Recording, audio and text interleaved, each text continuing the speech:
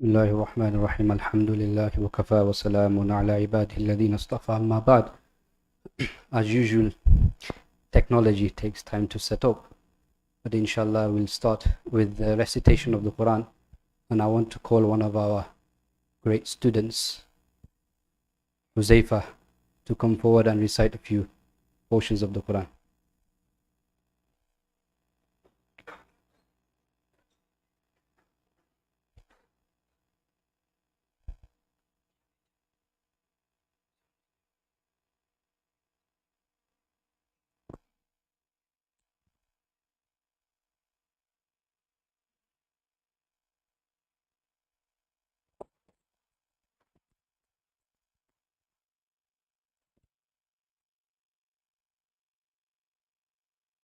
أعوذ بالله من الشيطان الرجيم. بسم الله الرحمن الرحيم. قل أعوذ برب الناس ملك الناس إله الناس من شر الوسواس الخناس الذي يوسوس في صدور الناس من الجنة والناس.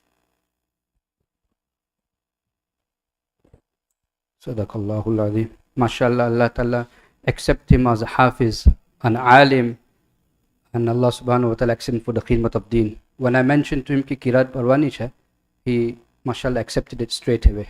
Allah Ta'ala accept him. Jazakallah. Inshallah, without further delay, I'll pass on to Dr. Zakariya Sahab. First, I would like to thank Dr. Sahab to come here all the way from Manchester for the khidmat of deen, and I'm sure many of us benefited from the last session, and I'm sure and I hope, inshallah, we all benefit from this session as well. This one will be slightly shorter than the previous one, inshallah. Jazakallah. الله والصلاة والسلام على أشرف الأنبياء وعلى السلام عليكم ورحمة الله وبركاته. It's a pleasure, Maulana, to be back. So this time, I don't know if you remember last time I talked about, I did it the other way around. Usually I do this one first, which is about physical health, and then I do mental health, but because of the need of mental health, we decided to do it the other way around. So we're going to talk about physical health over the next 45 minutes to an hour.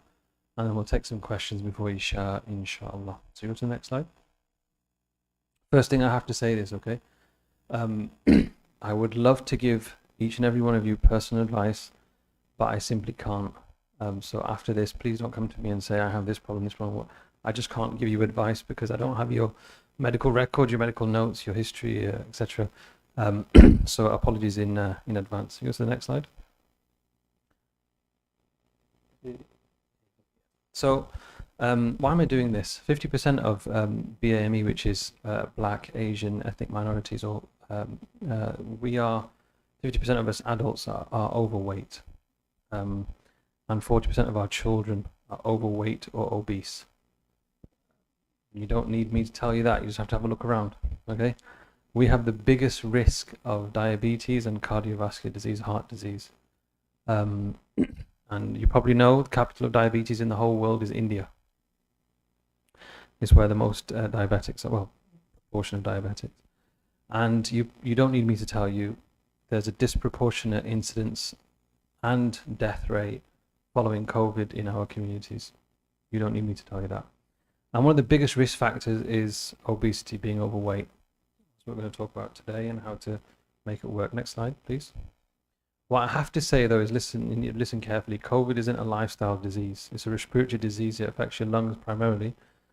And there's multiple reasons why our community has been hit harder than other communities, like, for example, socioeconomic. Like 50% of the Muslims in this country, they live in 10% of the lowest socioeconomic areas. So it's not purely because of obesity. There's lots of reasons. At the beginning, you all probably, you're on WhatsApp, aren't you?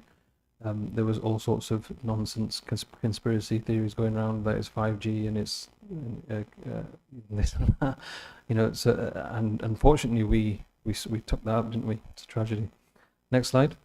Why is this important? Because obesity alone, so this is regardless of your age, regardless of having any of the medical conditions, just being obese, you have an actual increase of 100% risk of being in hospital, and an increase from a baseline risk of a 74% increased risk of admissions to ITU, and you have a 50% increased risk of dying compared to someone who has a normal BMI. And actually your death rate is 90% if your BMI is over 40, which is morbidly obese. If you want to work out BMI, you can do it yourself. Just go home, get on the scales. If you haven't got a scale, get one. It's really important to have one. And note down your weight in kilograms. I'm sure you all know your height. It's something that you just remember. If not, ask somebody to measure you, and then key it into a calculator online. And you'll see what your BMI is. And essentially for Asians, us, and Afro-Caribbean, basically non-white, you want to aim for a BMI of 23. That's the recommendation. And generally, the reason why they say that is because if your BMI is less than 23, you pretty much have literally virtual zero increased risk of being hospitalized just from COVID. Now that extends to other conditions as well.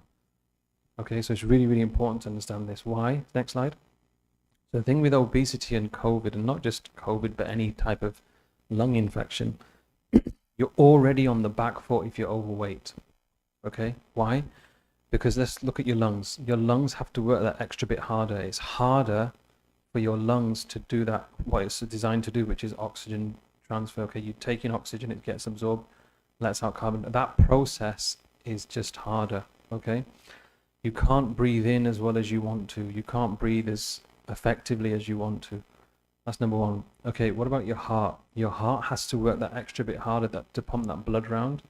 In other words, it exerts a higher pressure. So people end up with high blood pressure. People end up with big hearts. It also can affect you developing diabetes or something called metabolic syndrome, which we'll talk about. Your metabolism slows down. So you're on the back foot with pretty much everything. And then when you catch something like COVID, because it's still there, it's going to be with us for the rest of our lives, illa mashallah, you actually end up with severe COVID because all this is amplified. You follow this? Yeah? Okay, next slide. And so one of cardiologist, Dr. Asim Malhotra from London, he talked about this right at the beginning. He said, the elephant in the room with COVID is what? What do you think it is? It's our baseline health. Okay? And it's been a massive, massive miss from public health in this country. They've just missed the mark. This should have been addressed from the beginning and continually, but they haven't. And that's one of the reasons why I do this, because when you're a doctor, you have this like internal it's upon me. You can't hide. It's like with ulama. You can't hide knowledge. You can't hide what you know, and that's why I'm traveling up and down the country doing this to try and help as many brethren as I can, inshallah, and sisters as well. So take this seriously, actually, because if you look at the graphs, I was explaining to some ulama from Darul Uloom, they came to Manchester yesterday. I explained to them, in the first year, if you look at the graphs in terms of death rates for ethnic minorities based on religion, right at the top were who? Us. And actually, when you look at the line, it's like trailblazing, like just absolutely way ahead. So it's really, really important to understand this. Next slide. So not just with COVID, but disease, any illness, obesity, poor metabolic health, which we'll talk about, chronic inflammation, which we'll talk about. It affects your physical state. It affects your mental state. We talked about this last time. We don't need to go into this again. And as believers, it affects your spiritual state. Understand this. If your body's in good shape, it will show up in every sphere of your life. Khalas. It will show up in your religion. Okay, if you feel sluggish in your ibadah or in your motivation to do things, it could be that you're not in a good place as well as spiritually. Okay, next slide. And it's never too late. The amazing thing about the body that Allah's given us is that it's never too late to reset the bar. I talked about this last time. I have a patient who was 152 kilograms. This was a couple of months ago. 52 kilograms. His cholesterol was 7.8. He was heading towards diabetes. I asked him, what do you want? Do you want pills for the rest of your life and you carry on and we'll keep on increasing the pills? Or would you want a life without pills? He said, I don't want any drugs, doc. So I said, okay, go on this very specific diet. And we talked it through. And in 10 weeks, he lost 20 kilograms. And his cholesterol halved. And he was miles away from diabetes. And he's much, much happier.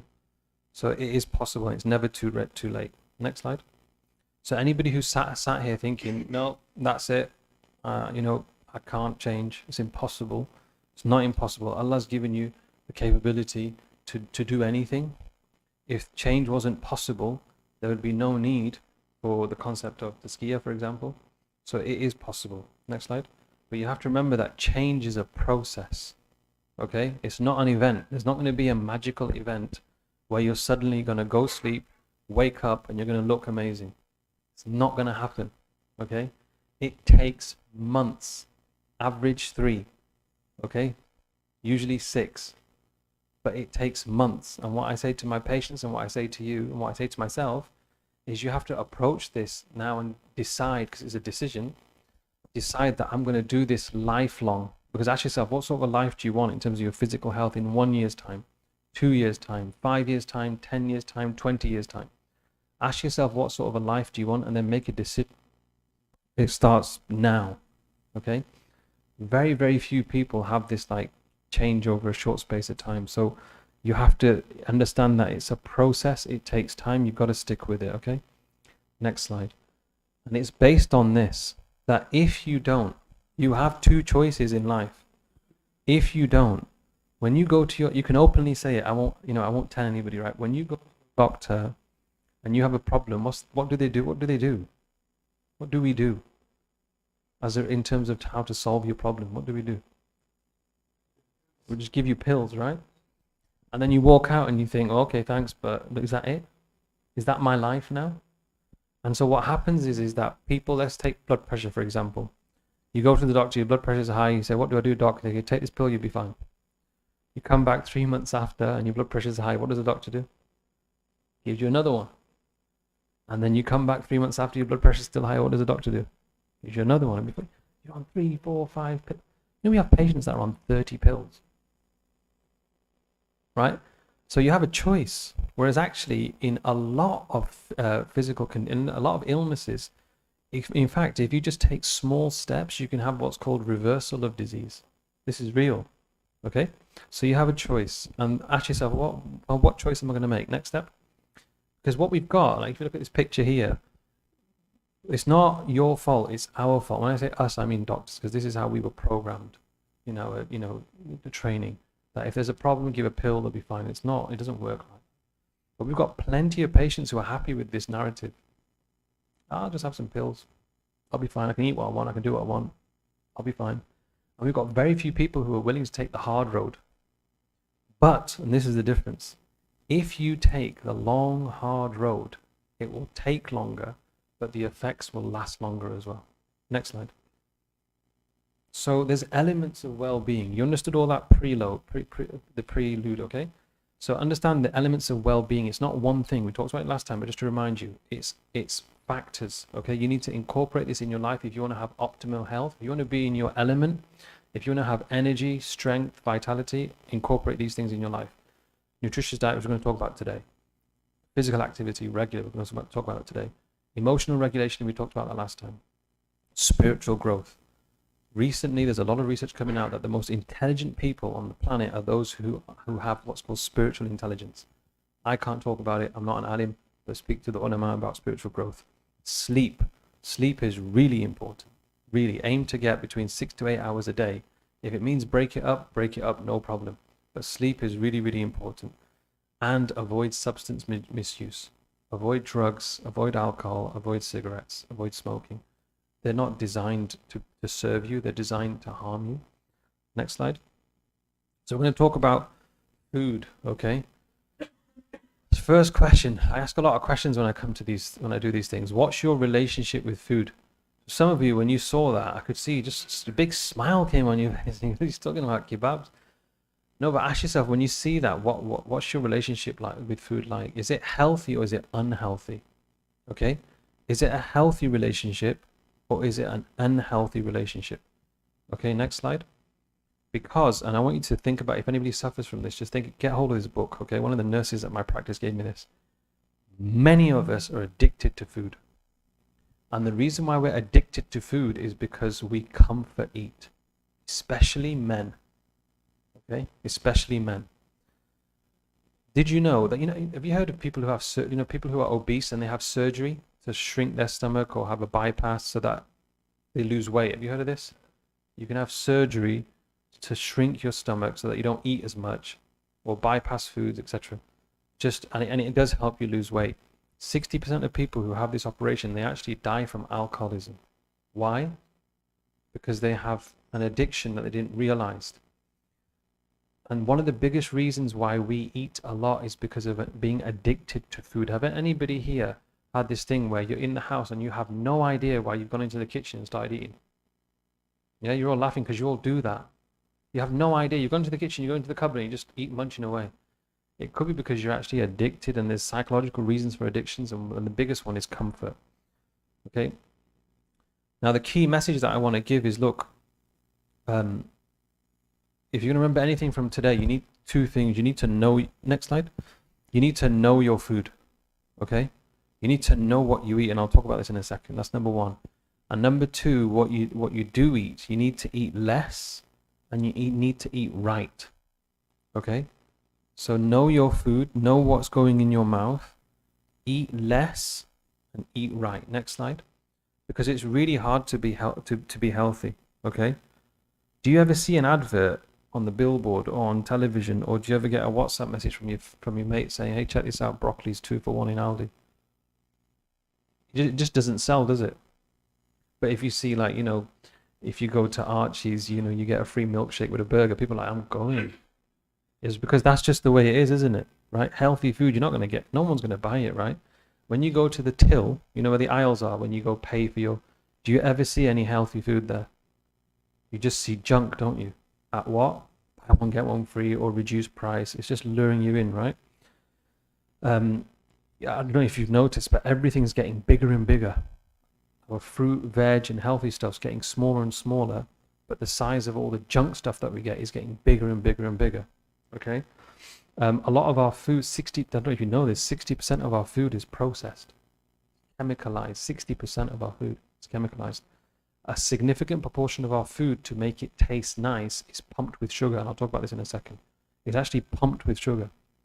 And also just our lifestyle, we spend more time sat down, in terms of our jobs, for example, than ever before. Okay, since 1980, 80% of our movement has actually gone.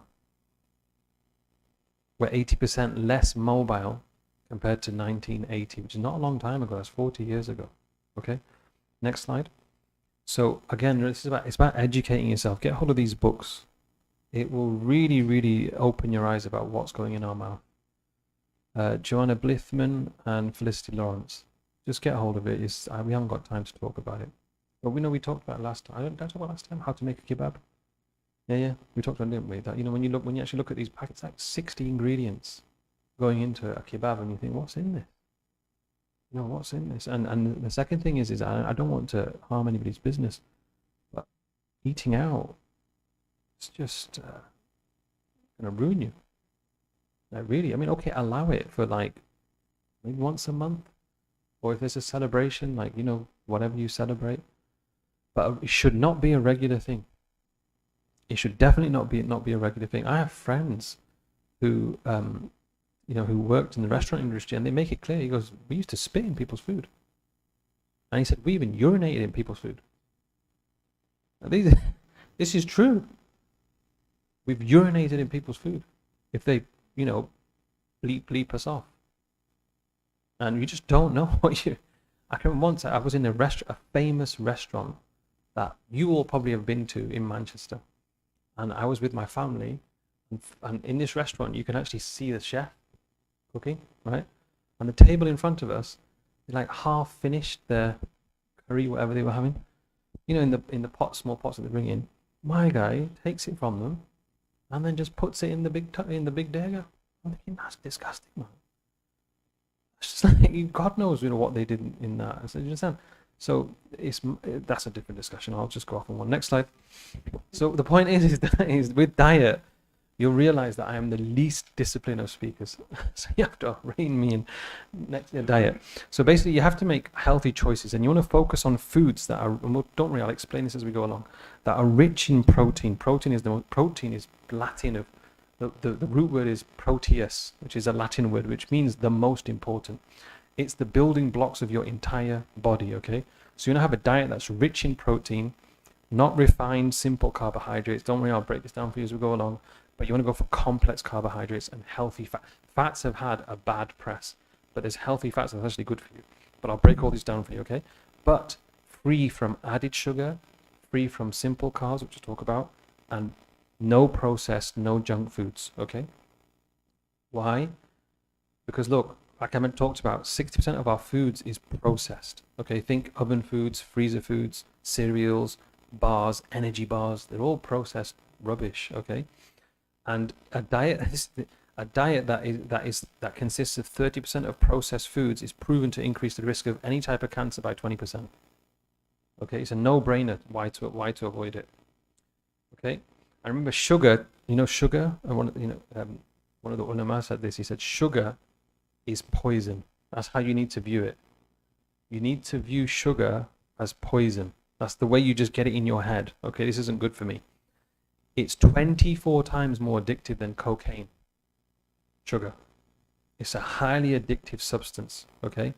And it's added to everything. Has anybody ever had organic bran flakes? No, it tastes like cardboard. And that's me being nice about it, right? Normal bran flakes taste nice because it's pumped with sugar. Why is it a problem? Because they put sugar in everything to make it taste nice, okay? If you don't burn off sugar, it gets converted to triglycerides, which is essentially fats. Okay? So people say, I'm on a low-fat diet, but I'm actually putting on weight. And then when you go through their diet, because it's full of sugar, they don't know it's sugar.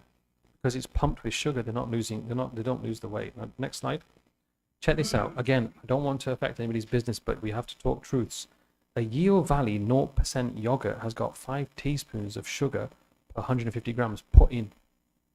Okay? Look at Frosties. Would you put 4 some of you probably will, but would you put 4 teaspoons on your cornflakes? You just wouldn't, would you? In one bowl of Frosties, there's 4 teaspoons. No, don't give this to your kids. If you're wondering why they're like, you can't sit them down, it's because you're giving them Frosties. Look at obviously Coke. Everybody drinks Coke. Right? Would you put 9 teaspoons in your cup of tea? That's in a can of Coke. Okay. Look at fruit juice. If you can see it from there, because there's loads basically. But look at the one in the corner where it's got sweet and sour chicken. Okay, so processed foods. You can buy now halal processed curries, right? It's got 6 teaspoons of sugar in it. So you might think, oh, it's a curry. It's actually healthy, right? It's got tons of sugar in. Next slide. This is done by someone called Dr. David Unwin. Remember his name? Dr. David Unwin. He's from Southport. He's a GP who developed diabetes, and he said, I became mortified that I developed diabetes. So how on earth did I develop diabetes? And then he developed this thing called infographics. Just Google his name, David Unwin, and go on Google Images, okay? And you'll see all these things. And what he's done, he's been through the vast majority of common foods and how much sugar is equivalent within it. And basically, you want to go for the low sugar stuff, okay? And if you're diabetic, do this and your diabetes will reverse. Khalas, it just will. But do it with your doctor, so if you need to change your medication, okay? Now, who here doesn't have basmati rice? We all have it, don't we? And I'm talking about a normal portion, not a Gujarati or Pakistani apna, massive plate. The rice is piled on, right? I'm talking like a normal 150 gram serving. Has got 10 teaspoons of sugar. A potato has got 9. So if you have a biryani, let's just say lamb biryani, 150 gram portion and 1 potato, you're having 19, let's just say 20 to make it easy for your brains. 20 teaspoons of sugar in that. That's a lot, isn't it? If you're wondering why your belly is hanging over your waistline and it just won't go, it could be because of the amount of sugar that you're having in your diet. Okay, I won't go through all of them, but I want you to look at the bottom one in the corner where it says a healthy breakfast. Can you see that? Just put your hands up if you thought this was healthy. A bowl of brown flakes with milk, 1 slice of brown toast and apple juice. Just put your hand up. Do you think that's healthy? Yeah, a majority are saying yes, right? It's got 16 teaspoons of sugar. That's the equivalent of 16 teaspoons of sugar every morning. Would you put 16 teaspoons of sugar on your breakfast? You just wouldn't, would you? Okay, so bear that in mind. Next slide. Just Google it. Like, for example, if you go back a little bit, sorry, Cocoa Pops. Which kid doesn't like Cocoa Pops? Like, you're setting them up for diabetes if you're giving them Cocoa Pops. It's just terrible. Next slide, sorry, go on. So basically, be careful with labels, okay? You know when you read labels, it's confusing, isn't it? Be careful with them. They might say low in sugar, but it might be full of something called starch, which is essentially sugar anyway. Next slide. So have you ever seen this thing where, you know, where it says carbohydrates of which sugar? And you're like, what does that mean? I thought carbohydrate was sugar. So what they do when they do that, they take away fiber from the total carbohydrate. So potato, for example, it's got fiber in it naturally, okay? They take that away from the total, and then they'll take away starch, and then what you're left with is sugar, which might be a small amount, but actually it's still full of starch, which is essentially sugar. In other words, it's a blag, okay? It's a complete blag, okay? Next slide. And where am I going with this? Because this affects something called metabolic health. Your metabolic health is more important than just, than just measuring your weight or your BMI. You have to look at both things, your weight, your BMI, and your metabolic health. Next slide. Because if your metabolic health is not in good shape, it affects everything. You may end up with high blood pressure, high cholesterol, high sugar levels. You might, where it says abdominal, in your abdomen, when you've got that, like, you know, that horrible pregnant looking waistline that just doesn't go. Yeah. Honestly, on a serious note, it's not nice. Like, just think about it, brothers. I know this is up there and they might, you know, cringe at me saying this, but look, the reality is when you get married, you're the only guy that's halal for your wife to look at. You know that, don't you? But at least make it nice. No, I'm being serious. Like, part of relationship, if you want relationships to last, you have to have passion in your relationships, or else your relationship won't last. It just doesn't. People go window shopping. People go look elsewhere, naturally. Okay. Now, if you look pregnant, it's not nice. You understand? It's not nice at all, honest. It's proven to cause problems, all sorts. Okay, heart problems, diabetes for women who are sisters are upstairs, polycystic ovarian syndrome, which may affect your chances of conceiving. It's linked with 13 types of cancers. Just being overweight or having metabolic syndrome. Obviously, stroke and cardiovascular disease, really, really important. Next slide. And you can have what doctors call skinny fat. Have you heard of that term? Skinny fat. In other words, you may look skinny, but if you're eating that, you know, high carb diet, you may have high blood sugar and you just don't know because you haven't had your bloods tested. You may have high cholesterol because you don't know because you haven't had your blood tested. You may have high blood pressure because you don't know, you haven't been to the doctor. Doesn't mean anything. So you have to view them both as hand in hand. Next slide. The bottom line is that, look, it's sugar and high intake of carbohydrates that's making us fat. That's it. Okay, remember that, okay? It's not so much fats, okay? Next slide.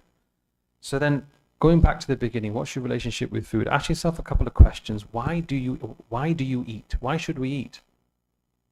What's the purpose of food? Energy, just to keep you going, right? The key is that you don't live to eat, you eat to live. Okay? You don't live to eat, you eat to live. How much do you eat? Like, ask yourself, how many times a day do I put something in my mouth? How many times a day do I eat? Okay? How often do I eat? What are my portions like? And then what do I eat? What exactly do I eat? And then the question is, does food control you or do you control food? Because you should be in control. Go home and ask yourself these questions, and then you'll figure out the answers. And it's important to become self-aware, because when you become self-aware, then change can happen. Next slide. I'll give you some quick wins, okay? One of my friends he's a very beautiful story, actually. He was a Christian, he was a boxer, he semi-pro, he got knocked out, he nearly died, and he found Islam. And mashallah, on his dad's deathbed, he converted his dad. Mashallah, he went all the way to Jamaica and he convinced his father to pass away. Mashallah, he's in his 50s and mashallah, he's mazboot, and he trained me for a while. And he said to me, Zakariya, he said, most people mistake hunger for thirst. They're not hungry, they're thirsty. So make sure you keep yourself well hydrated. Most people mistake themselves, they're not hungry, they're thirsty. Okay? Number 2, eat with a purpose. And your purpose is what we talked about. It's just to give you that energy to be able to function.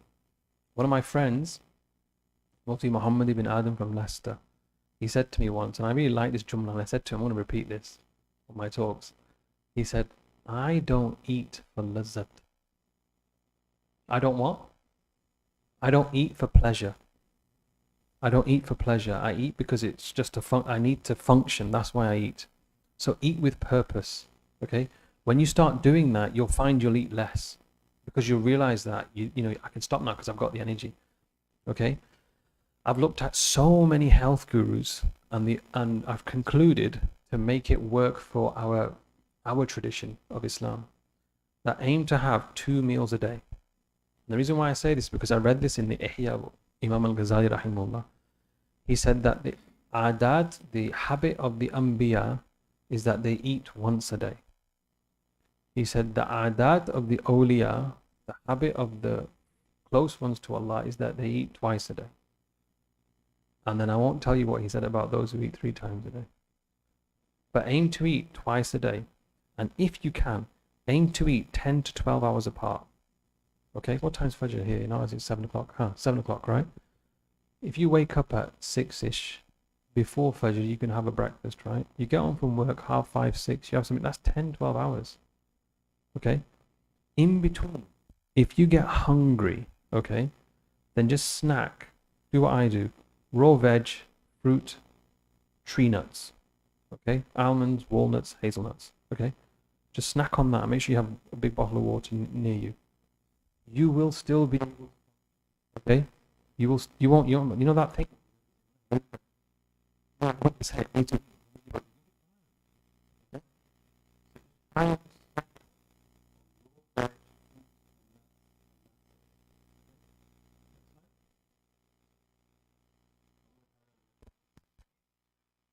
what you want to go for in terms of that's how often you eat, okay? Twice a day, 10 to 12 hours apart, and snack on raw, and you'll be fine because you can do it in Ramadan. Aren't we fine in Ramadan? We are, aren't they? We're absolutely fine in Ramadan, so you can do it the whole year round, okay? So then what next slide? Yeah, blueprint, yeah, that's the one. So what we're going to eat, okay? You want to go for protein-rich foods, which we'll talk about, and whole meal, slow-release carbs, okay? Just remember, when it comes to carbs, brown is better than white. Okay, that's what you got to remember, okay? Good fats, which is unsaturated, which we'll talk about. And you must get into this habit now of avoiding junk, processed foods, regular takeaways, sugar pump foods, fructose syrup. Look at the labels. If anything's got fructose syrup or corn syrup, get rid of it. It's going to make you big, and it's rock hard to break down. And avoid trans fats and fried foods. Okay, fried foods. Avoid fried foods. Okay, get an air fryer. Avoid fried foods. It's just, I'll talk about why in a second. So next slide, protein-rich foods. Meat has had bad press, but it's absolutely fine to eat. Okay? Go easy on the red meat, because there's studies been done about bowel cancer. But generally, meat is fine. It's full of protein. It's fine, okay? Fish, tons of it. Amazing superfood, okay? If you want to go for the cold ocean fishes, salmon, tuna, mackerel. They're the big 3, okay? Eggs, again, bad press, but have it. It's fine to eat. Okay? Nothing wrong with them. Milk has got tons of protein. Okay? Greek yogurt, not Greek style yogurt. Greek style yogurt is just too much sugar, like we talked about. But look for the pure Greek yogurt, not Greek style yogurt. Okay? Gujarati's going to love this, right? Dal, lentils. It's great. Have as much as you want. It's a superfood. Okay? Okay? Quinoa, it's like a grain type thing. It's tons of protein and carbohydrate. Chickpeas, hummus is fine. Beans, okay, they give you wind, but they're full of protein. Okay, oats has got a degree of protein in it as well. They're the sort of things you want to go for, majority. Okay, next slide. Carbohydrates, okay? There's two types. There's simple, which is a quick source of energy, like a Mars bar, okay? Or crisps, or a biscuit. It gives you energy quickly. Then you have that crash because your body breaks it down, absorbs it. You get hungry quicker, and then you eat more of the same stuff. That's why when you have your cornflakes at 8 o'clock in the morning, by 10 o'clock you're hungry. Is it true? You are, aren't you? Because you have that crash, okay? It's burnt off very, very quickly. It doesn't work. If you go for complex carbohydrates, which is broken down very slowly and it's absorbed over time, you will be hungry far less, okay? That's the little bit of science. Now remember what we talked about last time. Sugar is poison, okay? Too much of it doesn't allow your hormone insulin to work as well as it could or should. Insulin's there to get that sugar from the bloodstream into the muscles where you need it. If that doesn't happen effectively, you will end up with diabetes, and your sugars will get converted to fats, and then it will go places where you don't want it to go. Okay, so it has to be, this has to be like standard now, okay, with everybody.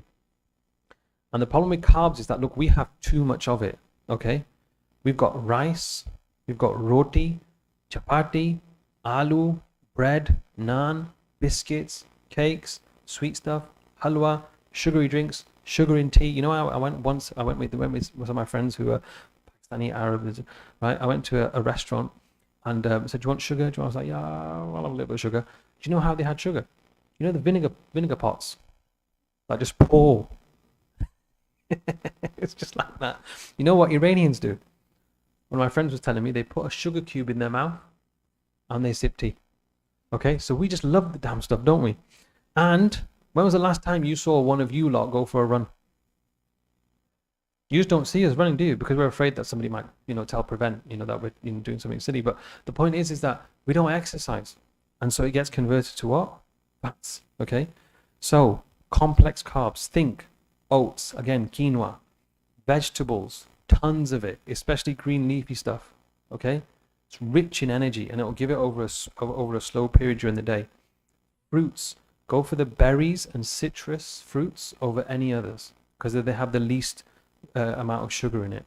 And then go for your, apples, pears, bananas, and so forth. Tropical ones like pineapple, mango, melon, they've got tons of sugar in it. So maybe just if it's a celebration or something. That's the sort of stuff you want to go for. Let me give you some quick wins, because when I do this, right, a lot of upnas, they say, what am I supposed to eat? You just said don't have rice, don't have roti, don't have aloo. What am I supposed to eat? So I'll give you some quick wins, okay? Have it, but two things. Cut your portions down, okay? Number one. Number two, don't have it more than twice a week, okay? Don't have it more than twice a week. Okay, doc, I get that. Well, how can I have a curry without roti? Very simple. Convert it to a soup, okay?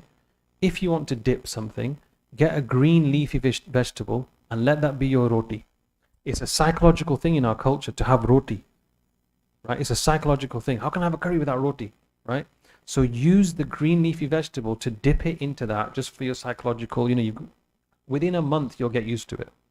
Okay, what do I do for rice? This is when the sisters get annoyed with me, because they're saying, well, my husband's ain't going to do that.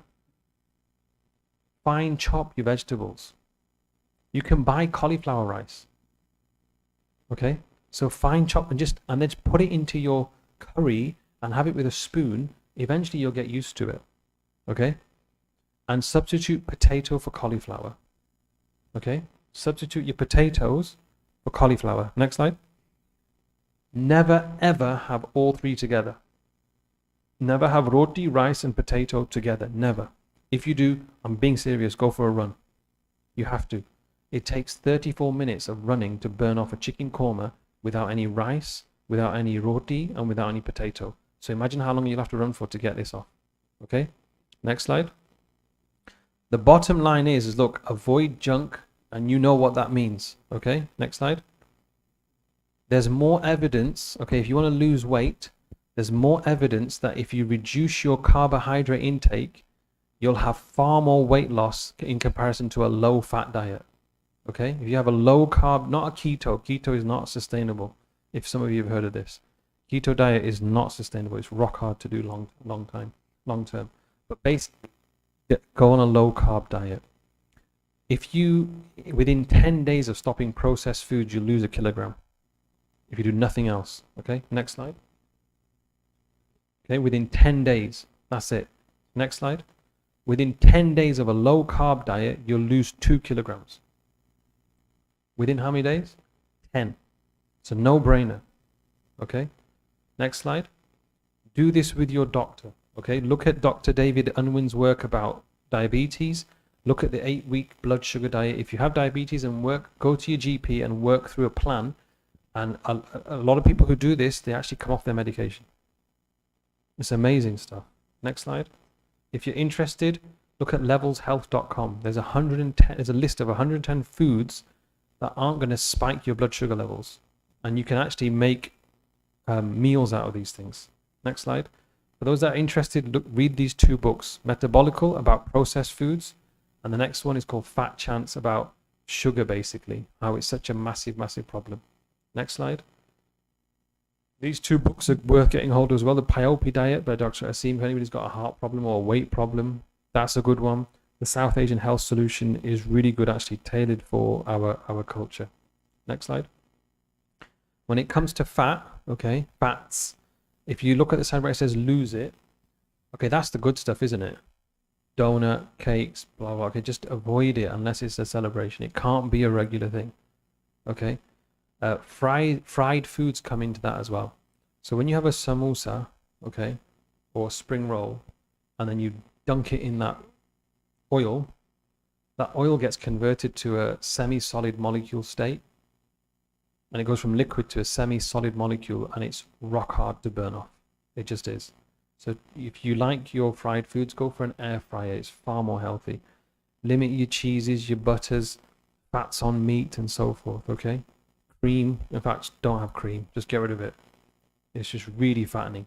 But you can have as much healthy fats like avocado, cooking olive oil, fish that we've talked about, and the healthy nuts. They're actually healthy for you, okay?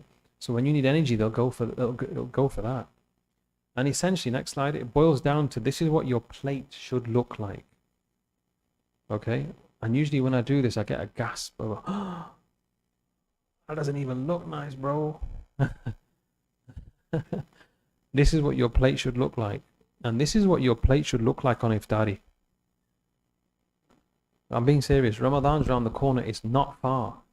It's what? 7 weeks? Yeah? Ramadan's in 7 weeks' time. Okay, how quickly does it come around?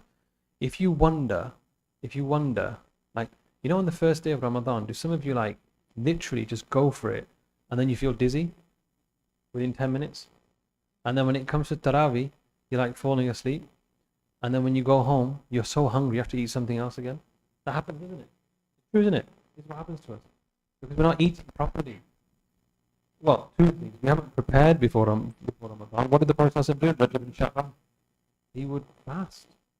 Perpetually, he would fast. Okay? Fine, you know, there's our ulama tell us that when it comes to the 15th of Sha'ban, the adab is to slow down a little bit so that your body can relax a little bit. But he used to fast to prepare himself, right? We don't do that. And then the second thing is that the foods that we eat is completely wrong. So when it comes to iftari, with sehri, have a good one, because the Prophet recommended having a good one. There's barakah in it. And have things that are high in protein and complex carbohydrates that we talked about. Okay? For example, have an omelette, a double egg omelette, and do what I do. Have it with a spoon. You don't have to have it with toast. Okay? Just have it with a spoon, a cup of tea or a glass of water or something. That will do you. Have a bowl of porridge oats. Okay? That will do you. When it comes to the evening, honestly, when it comes to the evening, do this. When it comes to iftari, when the adhan goes, just have khajur and pani and water, and that's it. You're not going to die. Okay? Don't go for it. In that moment, don't go for it. Just have khajur and pani. Pray your namaz, pray your salah, go home and make your plate like this. Okay? Watch how different your Ramadan will be. I'm telling you, you know, studies have been done for us Muslims. The weight of the Muslim goes up in Ramadan. By the end of Ramadan, our weight has gone up because we eat like we've never seen food before. And actually, if you read the books of spirituality, the ulama, they say there's so much karahiyat, there's so much dislike in eating excessively in Ramadan and preparing foods that are special foods. There's karahiyat. That's not the way of our Rasul sallallahu or the Sahaba or the ulama or the awliya. They never used to prepare things that were like, I said last year I got myself in a lot of trouble. I said to the brothers in one of my talks, I said, Ramadan your wife shouldn't be in the kitchen all day in Ramadan. Like, I'm not having that. As if she has no right to, have a relationship with Allah in Ramadan and spend her time doing what she wants to do. Her and Allah. And I said to at one particular masjid, and people weren't happy with it, but I don't care because you have to speak the truth, don't you? Speak the truth, even if it's bitter. Bro, if you want something in Ramadan, you make it yourself. Because our awliya never used to be like that. In fact, the Rasul sallallahu, when he used to come home in the morning, he'd be in the masjid from Fajr and he'd come home about 10, 11, and our Hazrat used to tell this story over and over again. He said, he'd come on and he said, is there anything? Al indaki shay? Do you have anything? And the Hazrat said, how many of us have ever had that question in our house? Is there anything for me to eat? And often the wives of the Prophet will say, no, ma indana shay, we don't have anything. And the Prophet will say, khalas, inni idhan lasa'im. Okay, I'm fasting. Did he ever say, hey, I'm hungry? Never. So bro, if you want something in Ramadan, with all respect to you, make it yourself. As if your wife has not got, a right to just spend for 30 days, just give up your food and your wantonness, because you might not live to see another Ramadan. But this is what your plate should look like, okay? And don't eat again after Tarawih. You're not hungry. You're probably bored. You're probably addicted. Just go to sleep. Just fight it. Go to sleep. Then you'll get used to it. Why is that important? The reason I'm saying this to you is because there's two hormones that you need to regulate. One's called leptin, one's called ghrelin. When you're hungry, or if you don't have enough sleep, for example, or when you're tired, your body releases something called ghrelin that tells you to eat. Okay? When you're getting full, your body releases a hormone called leptin that tells you to stop. People who are accustomed to eating all the time for no reason, the leptin stops working. You've lost your reflex to tell you to stop eating. Ramadan is a month where you can possibly reset this back to a baseline. So don't waste it eating anything and everything whenever you can. Okay? That's not the way. That's not the way of our Rasul sallallahu, and it's not the way of our Sahaba. Next slide. The Prophet sallallahu, he said, "Ma mala'a ibn Adam wi'an sharran min batni." This is a famous hadith that the son of Adam does not fill a vessel worse than his stomach. Okay? بِحَسْبِ ibn Adam luqaymat. It's enough for the son of Adam just to have a few morsels. Okay? Linguistically, Yusuf Mahdani said about this that linguistically, luqaymat means 3 to 9 morsels. Small morsels. Luqma, you have Hassan, Hussein, Umar, Umair. Hassan, Hussein is small Hassan. Umair is small Umar. Luqma, Luqayma is small Luqma. So luqaymat. The plural here is anything between 3 and 9 morsels. Umar radiallahu anh was known to only eat between 3 and 9 morsels in his meals, based on this hadith. Right? Luqaymat, yuqimna sulba. The purpose of food is to hold your back straight, according to the Prophet ﷺ. And if you can't do that, فَإِن كَانَ لَا مَحَالَ, okay, then فَثُلُثُ لِطَعَامِهِ, 1/3 for food, وَثُلُثُ لِشَرَابِ, 1/3 for water or liquid, وَثُلُثُ لِنَفَسِهِ, and 1/3 for what? For air. When I started this 2 years ago, and I mentioned this to some of the doctors in my practice, they know your religion talks about food. I said it talks about all sorts of things. My Prophet ﷺ, he until he died, صدره وبطنه سوا. It's in the Shama'il that his chest and his stomach was straight. He didn't have a belly. Like, he was fit and healthy. Anybody rode a horse? Why not? Do it. It's amazing. It's rock hard. You have to be really fit to ride a horse. My Prophet ﷺ was riding a horse up until he was 60. Like, he was fit, like mazboot individual. Then I told him this, and subhanAllah, in the Ihya Ulumuddin, there's a narration of a Christian doctor. When medicine was taught in Baghdad, People used to go, all over the world used to go to Baghdad to study medicine. When a Christian heard this hadith, he said, this is the most amazing statement I have heard from anybody about how to reduce your food intake. Right? This was 700 years ago. And then 2 years ago, when I said this to one of my colleagues, she nearly fell off a chair. She said, if we did this, as in us, as in, the general public, she said, game over. Everybody would be healthy. Now look at that guy. This is us in Iftari. Look at the picture. Just, that's us in Ramadan. Don't blow your Ramadan by just eating away. It's a spiritual experience. Next slide. And it's not just for Ramadan. Really, fast often. Okay? Fast often. As much as you can fast throughout the year. Mondays, Thursdays, Ayyam al-Bid, 3 days, 13th, 14th, 15th of the lunar month. 2 days of Muharram, the first 9 days of Dhul Hijjah, the 6th of Shawwal. If you do that, you actually fast 40% of the year. If you just do the sunnah, you fast 40% of the year. And there's tons of benefit. It improves your blood sugar, proven. Your cholesterol will drop, your inflammation will drop, your blood pressure will drop, your weight will drop if you do it properly. Okay? You'll feel better. It improves your memory, improves your... I don't know about you, but in Ramadan, I'm on fire. I feel alive. Because I'm not, when you eat too much, you just feel... It's amazing, okay? And it's proven to delay aging. Your aging process slows down if you fast. Okay, next slide. So we've done that on food. Now, alongside with healthy diet, you have to incorporate a physical exercise regime, okay? But you have to remember this quote by Dr. Asim Malhotra. You cannot outrun a bad diet. Run all you want. Go to the gym as many times as you want. If you have a bad diet, which is high in junk and carbohydrates and processed foods, you are not going to have any improvement. There is no proven medical benefit, scientific benefit, proof of weight loss through physical activity on its own. No benefit.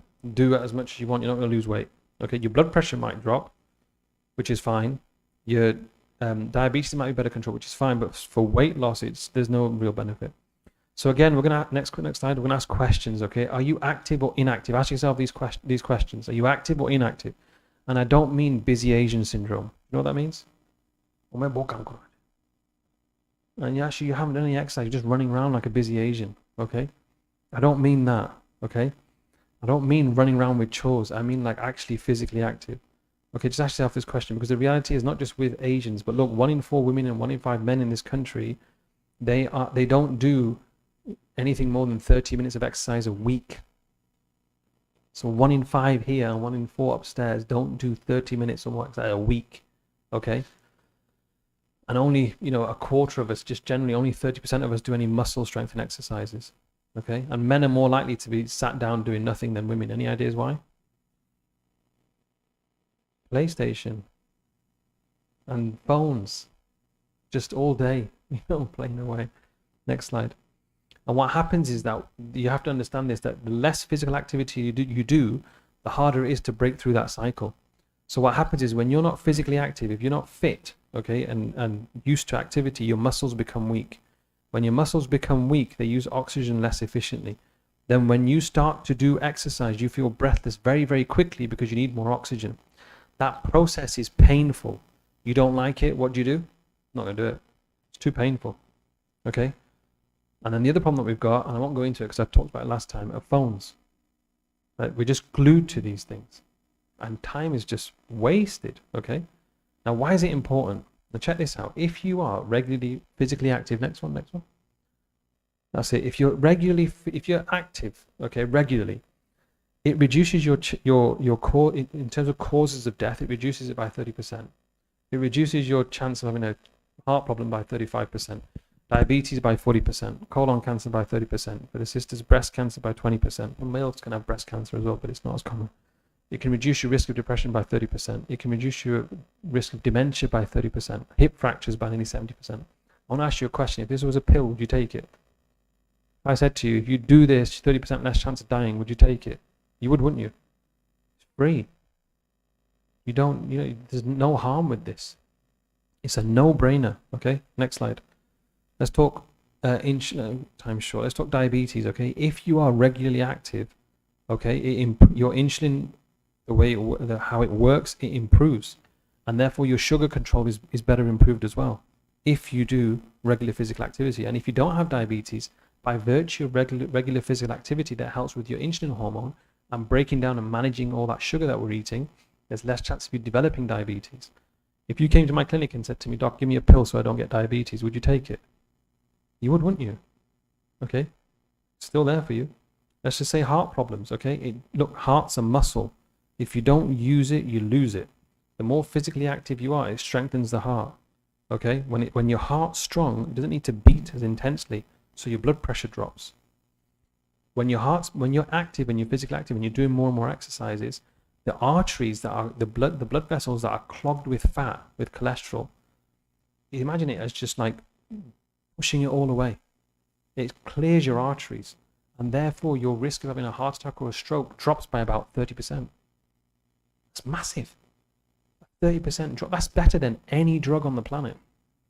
You understand? This is better than any medication on the planet. So, it's well worth doing. People say, oh, I've got arthritis in my knees. I can't do any exercise. I say to patients, do you really believe that? I think you're locked in what's called the pain cycle. We know that if someone has arthritis, the more actually active they are, within reason, so they listen to their body, but the more active they are, they actually have less pain, and their movement improves, and their quality of life improves as well. So think about it if you have arthritis. We talked about this last time, so I'll skip through this. It is good for your mental health. We've talked about it last time, so we'll skip this one. Can I go in? Next one. It improves your memory, improves your sleep, repairs damaged cells, okay? And it improves your concentration. It's a no-brainer. Next slide. Did anybody buy the book? I presume nobody bought the book last time. Get a hold of this book, Spark, okay? Get reading. Turn your phones off, okay? Get reading. This is the science behind it. Next slide. Okay, so I've convinced you, have I? To keep active? Some are going, maybe. Okay, what do you do? Next slide. All you need to do is 150 minutes of moderate physical activity a week, okay? If you do 22 minutes of walking a day, that's enough. 22 and 30 seconds to be precise, more than that. 22 minutes and 30 seconds a day of walking at a pace that if you were talking to somebody, you'd be a little bit out of breath. Or if you're like, I don't know, reciting Quran as you walk, you're a little bit out of breath. That's the pace you want to walk at, okay? So a brisk walk, that's a better way of phrasing it. 22 minutes and 30 seconds, okay? Or you can do vigorous activity for 75 minutes. So if you go to the gym 3 times a week and you just do 25 minutes at a time, that's enough for you. That's all you need to do. It's not a lot, okay? And then twice a week, do some strength exercises.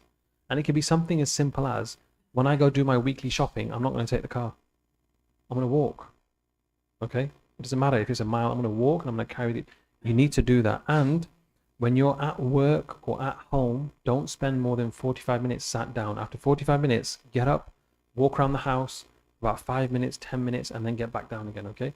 Really important, especially at work, because at work, when you're in work, you just all day, and you get there at like 9, and then you think, oh my God, 6, I'll be sat down all day. Really, really important. So what counts? Lots of stuff, okay? Walking, jogging, swimming. Is there please tell me there's a men's swimming group in Preston.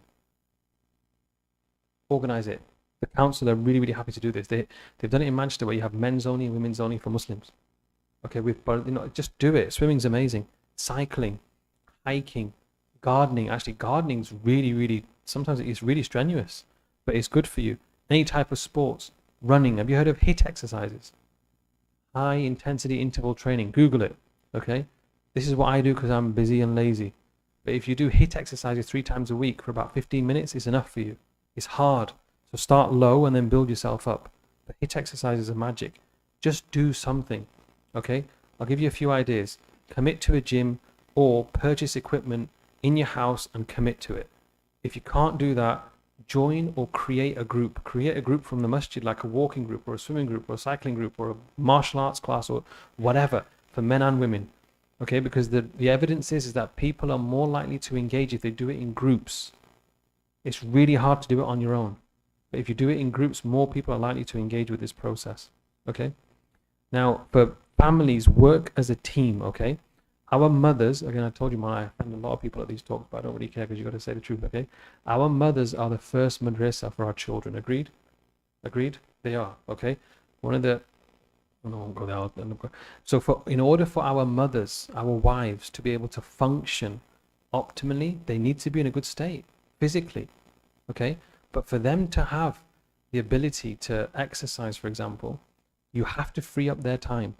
And my take on life is that a woman's life should not be cooking and cleaning, and that defines them. Period. That shouldn't be their life. That's what your life is. That's what you're there for. Okay, so work out, have a timetable where you work out, okay, on these days, these are my days to do what, exercise, for example. On these days, you do it at this time. I'll watch the kids, you watch the kids. Work it out between them. And one of our teachers in Manchester, he said to us, look, next slide. He said, complete each other, and don't the problem with relationships right now with husband and wife is that they're constantly competing with each other. But what you want to do is complete each other, not compete with each other. And you remember that, inshallah, you'll be fine. Because if you're in good shape, your wife's in good shape, it will show up in your relationship between you. It will. Sorry? Pillow fight. Pillow fight for 15 minutes. The point is, just do something, okay? Next slide. Then you're going to say, I don't have time. That's the next thing patients say to me. I don't have time. Okay, next slide. I say you do have time. You don't have any barakah in your time. There's a difference. You don't have any barakah in your time. And the reason why you don't have any barakah in your time, next slide. You know what I'm going to say, don't you? It's your phone, okay? The ulama, they say, there's in the Shama'il of the Rasul Sallallahu وَتَرَكَ مِن نَفْسِهِ ثَلَاث. The Prophet Sallallahu didn't do three things. The Prophet Sallallahu himself, he never did three things. Al-Ikthar. And the ulama explain what Ikthar means. Ikthar means excessiveness. And that can mean excessiveness in anything. But what they refer to is in dunya. Like, he wasn't bothered about, does my house need an extension? Does the wallpaper need doing? Does the this doing? Do I need a new car? Do I need this? He just was not interested in this world. And what it does when you're constantly interested in this world, it eats your time up, wastes your time. Wal mira, he never jidal yani, he never used to argue. Never. Sallallahu used to argue. And debates, arguing, talking about all sorts all night long. And then somebody asks you, Chal bhai, let's play 2 rakat Qiyamul Layl. I'm tired. Understand? You see the difference? Okay? وَمَا لَا يَعْنِي. He never used to get involved with things that did not concern him. He minded his own business. مِنْ حُسْنِ إِسْلَامِ الْمَرْءِ تَرَكَهُ مَا لَا يَعْنِي. From the excellence of somebody's Islam is to just don't get involved with things that don't concern you. Now, the phone, that gets you involved in all three. And that's why you have no barakah in your time. You know when the first lockdown, we've had so many, we lost count how many we've had, haven't we? But the first lockdown, there was a brother in our area. I think he was late teens. He said, I was so bored. I memorized the Quran. In 9 months, boom, he memorized the whole Quran. It's just that's how you use your time. You understand? That's how you use your time. Anybody who says to me, I don't have time to learn tajweed, get rid of your phone. You'll have bags of time. I don't have time to do hifz, get rid of your phone. You'll have bags of time. I don't have time to learn Arabic, get rid of your phone. I'm telling you, you'll find bags of time to do all sorts of meaningful stuff. Next slide. Actually, we'll skip this next because we talked about last time. Next slide. Keep going. Stop. Remember this, you lose 5 years of your life. By the time you're 60, 5 years of your life has gone on phones. Okay? We did the maths last time. If by the time you're 60, if we assume you sleep for 8 hours a day, by the time you're 60, if we assume that you've been to work 8 hours a day, 40 years of your life has gone. Okay? 2/3 of your life has gone. If we assume that for the first 15 years of your life, you do nothing but play, okay? That's gone. So you're left with how many years? 5 out of the 60. It's gone on your phone. What are you going to give to Allah? You understand? What are you going to give to Allah? That this is real. When you and I, when we die, a world is going to open up that's more real than now. Like it is. And what we're going to say is, I want to go back. I just want to pray 2 rak'ah with full concentration to the angel of death, I'll give you anything for this. It'd be like you had a whole life. You understand? And those people who have surpassed us, they recognize this. And they didn't waste their time in nonsense. And we know where they are. You understand? Like, we know where these people are, but gee, what's happened? Next slide. Get hold of this book if you can. If some of you recognize that there's addictions in your house, bags of fun. Okay, hours and hours of fun. Okay, kids are kids. They can make a game out of anything. Next slide. So in summary, we finished now. In summary, look, stuck to time. Alhamdulillah. If you have a healthy self, if you split this word up, okay, healthy self, it actually spells out heal thyself. You will heal yourself. You'll have reversal of disease. I've got patients whose blood pressure have come down with lifestyle changes. We've managed to get the blood pressure down and then take them off medication. With lifestyle changes, we managed to get patients off their diabetic medication. With lifestyle changes, we managed to get patients off a lot of their heart medication. With lifestyle changes, people have saved themselves from committing suicide because of the benefits of mental health. It's highly, highly possible. Next slide. And the easiest way to do it is take the way of the Rasul Sallallahu Alaihi Wasallam. If you look at his life, the Prophet Sallallahu Alaihi Wasallam was a genius in every single aspect of his life, especially as a doctor. Like he was. If you look at what he ate, how much he ate, how often he ate, why he ate, when he ate, you know, all these questions that we were asking ourselves, you'll find the answers within him. Okay, you'll find the answers within the life of the Rasul Sallallahu Alaihi Wasallam, and that's just the easiest way of doing it. Last slide, next slide. And this is a famous tradition of the Prophet Sallallahu Alaihi Wasallam, that there's 2 blessings that most people are just completely wasteful of. They just don't have any consideration for these 2 blessings that Allah's given us for free. The first one is sihha, your health. Because when it goes, you ask somebody who, you know, they've lost a thumb. And if you lose a thumb, you can never for the rest of your life hold a pen. It's haqiqatan, isn't it? You can never for the rest of your life hold a spoon. Now imagine losing your ability to actually function. Like someone said, you know, think about it. Like I say to my patients who, especially who are big, and they're my age, like 30s, 40s, I said, do you have a son? Like, yeah. I said, what do fathers like to do with their son? Play football. So do you like football? Yeah. He goes, do you play? I can't, man, I'm out of breath. My son goes, you're an embarrassment, Dad, you're not coming. Why have you like just succumbed to that fact that this is your life now? You understand? So when you lose something, you actually really appreciate actually what was there. And the second thing is faragh, is free time. Free time. And if your time is going on phones, television, you know, movies, Netflix, WhatsApp, Instagram, whatever is out there, if your time's going on that, just ask yourself one question. If you knew, and we'll end with this, if you knew you had 1 week to live, if you knew, obviously you wouldn't be here, you'd get on the first plane, one-way ticket to Madina Munawwara, wouldn't you, if you had 1 week to live? But if you knew you had 1 week to live, how would you spend your time? What would you do? You know what you'd do. The truth is that you and I don't know whether I'm going to see you again or you're going to see me again. You don't know whether you're going to wake up the next morning.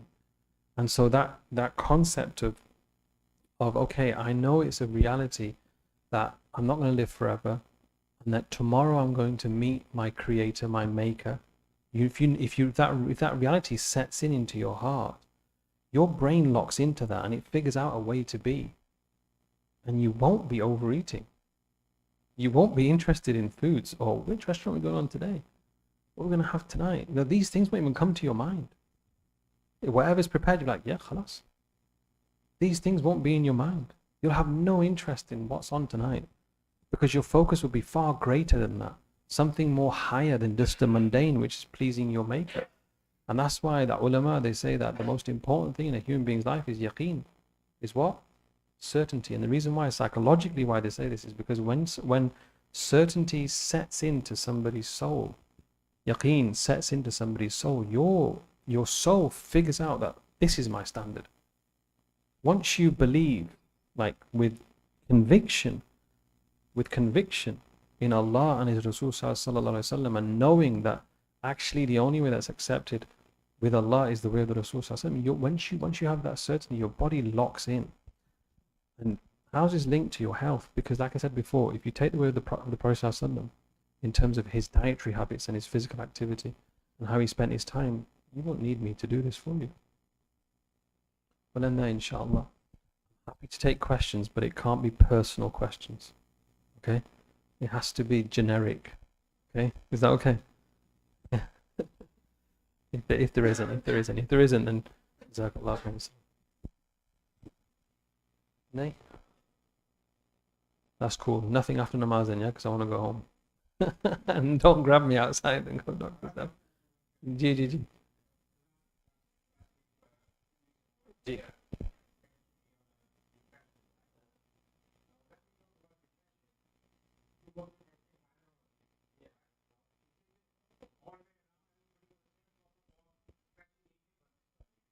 No, it can affect, mental health affects everybody. It affects there's no like, whoever you are, whatever race, gender, socioeconomic status, you can get affected by mental health problems. And I think that message I was trying to give is that it's okay if you do have a mental health problem, because in our communities it's not okay. You're not allowed to have depression, you're not allowed to be anxious. They say it's in your head, or you have weak iman, or jinn barag you in it. So it's about a quarter of our men and women for the BAME have a mental health problem, and that's slightly above national average. 1 in 5 have suicidal thoughts, about 20%, which is about the same as national average. But the issue is in our communities we don't seek help because there's so much shame and shame attached to it. That's the problem. Because we backbite, we shun people away, we talk about them behind their back. You understand? And that's the real problem. And if somebody finds out that they've got depression, no one's going to marry me. And so it's easier for them to not just seek help and just pretend everything's okay when they're not.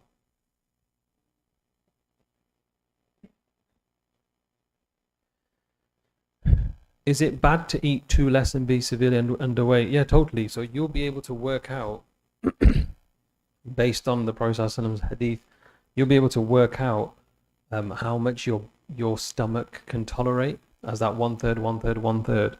But if you have a diet that's rich in protein and complex carbs, I wouldn't say it as eating too less. You'll eat enough. Your body will figure it out, basically. But yeah, eating too less isn't good for you. Like, you shouldn't eat very little so that it really affects your health. You feel dizzy, lightheaded, your blood pressure drops, your BMI drops towards the underweight level. You shouldn't go down. Everything has a balance. Average intake of vitamin tablets. So like if you have like a really highly nutritious diet, you probably don't need vitamins. But if you want to go for it, I don't have any shares in the company, but I have to say this. But Wellman, that Wellman, Wellwoman, Wellkid, yeah, they tend to be the safest.